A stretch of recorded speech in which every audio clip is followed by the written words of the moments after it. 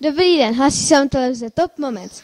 Dnes jsme zašli do stanoviště bez bariér a uděláme rozhovor s Kristýnkou a Aničkou. Zvládli byste být slepci? Ne, nezvládla. Ne, nezvládla. A proč byste to nezvládli? Je to těžký. Je to těžký. A baví vás to? Jako dělat třeba psát na stroji nebo číst tu Bareillovu abecedu nebo prostě cokoliv, co vás baví prostě? Jo, baví mě to. A co tě baví? Nejvíc mě baví ten stroj. A tebe? Mě taky ten stroj. Kolikrát jsi zkoušela třeba chodit s tyčí a různě, jakože když tě navigujou a takhle? 5krát. Já taky 5krát. Děláš tady i něco jiného, než tady ty všechny, co jsem tady říkala? Jakože něco opravdu třeba zajímavého, co není tak obvyklý a nemusí to znát úplně každý. Jo, hrát pexeso tady. Zvukový pexeso. Mhm. Já šahat do pytlu a poznávat, co tam je. Dobře, tak to bylo vše, loučíme se s vámi a nashledanou.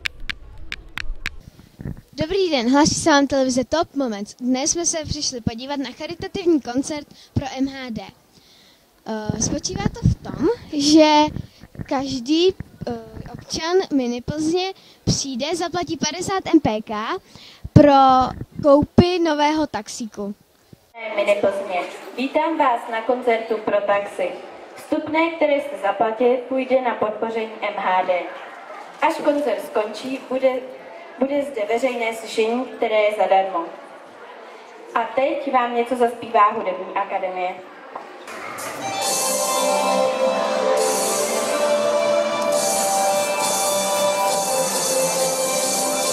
Mraveneček ví to celá obora, o půlnoci zavolali mravenečního doktora. Doktor trape na srdíčko, potom píše recepty.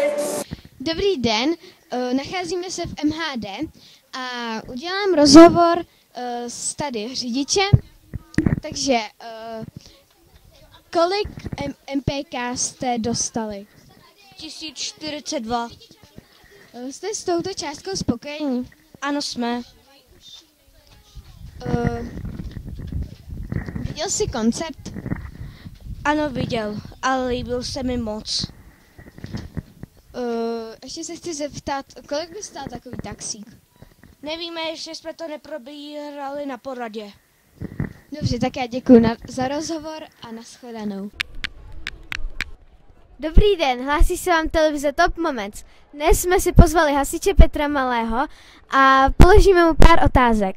Takže, baví vás práce hasiče? Práce hasiče mi velmi baví, je to adrenalin a baví mi pomáhat druhým lidem.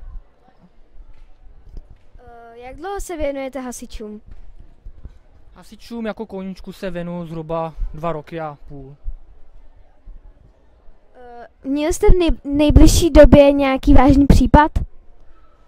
Asi před 3 týdnama jsme vyjížděli na požár paneláku do Toužimské ulice a nakonec jsme byli odvoláni, protože profesionální hasiči to měli zcela pod kontrolou.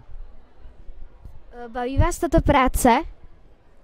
Velmi mě baví mě, dělám i požární sport, věnujeme se malým dětem, máme tam i zájmový kroužek, jmenují se Pindule ty děti a jako práce hasiče mě velmi baví. Je to můj největší koníček.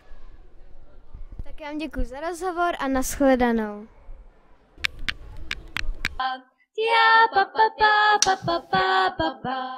Pátek 10.7. se koná na stanovišti Sport Olympiáda. Hledáme rozhodčí na jednotlivá stanoviště. Sportovce a roztleskávačky. Kdo má zájem, ať se přihlásí na stanoviště Sport. Dnes jsme si pozvali hosta z knihovny. Takže, jaká knížka tě nejvíce zaujala? Mě zaujala knížka, která se dávala do vody a když se dala do vody, tak se s ní vůbec nic nestalo. Jaká se ti líbila, jako vzhledově byla hezky ilustrovaná a jakože kterou by si sklidně i přečetla? No, mně se líbila taková ta s rytířema. Ta byla docela pěkná. Už si nějakou knížku přečetla? Ano, přečetla. A jakou z těch, co ti tam ukazovali? No, z těch, co mi tam ukazovali, jsem přečetla Červenou karkulku. Dokázala by si napsat nějakou knížku? No, já si myslím, že ne. Tak já děkuji za rozhovor a nashledanou.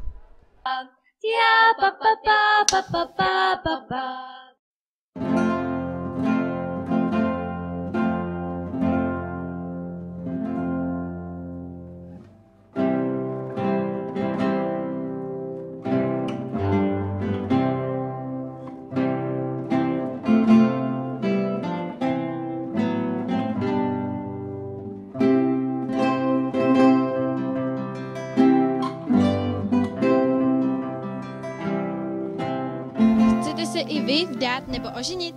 Tak přijďte na radnici na sňatkový úřad a my vás oddáme. A nezapomeňte, je to zadarmo.